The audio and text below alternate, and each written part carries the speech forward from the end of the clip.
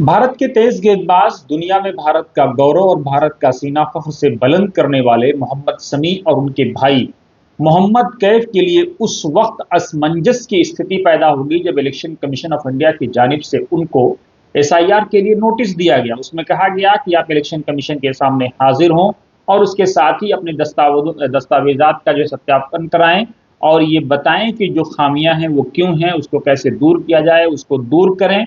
उनको एक नोटिस जारी किया गया। अपने दर्शकों को हम ये बता दें कि मोहम्मद शमी दरअसल रहने वाले उत्तर प्रदेश के अमरोहा से हैं, लेकिन ये लंबे समय से कोलकाता में रहते हैं, वहीं से वो खेलते हैं। उन्होंने अपने खेल शेड्यूल में बिजी होने के कारण इलेक्शन कमीशन ऑफ इंडिया के नोटिस का जवाब भी दिया। उन्होंने समय भी मांगा और इलेक्शन कमीशन ऑफ इंडिया ने समय दे दिया। लेकिन ये पहला मौका नहीं है जब देश की नामी गिरामी या चर्चित हस्तियों को एसआईआर में इलेक्शन कमीशन ऑफ इंडिया का नोटिस आया। इससे पहले अमृत सेन जो नोबेल प्राइज विजेता हैं, दुनिया में भारत का गौरव हैं, दुनिया में भारत की आन बान और शान है, उनको भी एसआईआर में नोटिस आया था।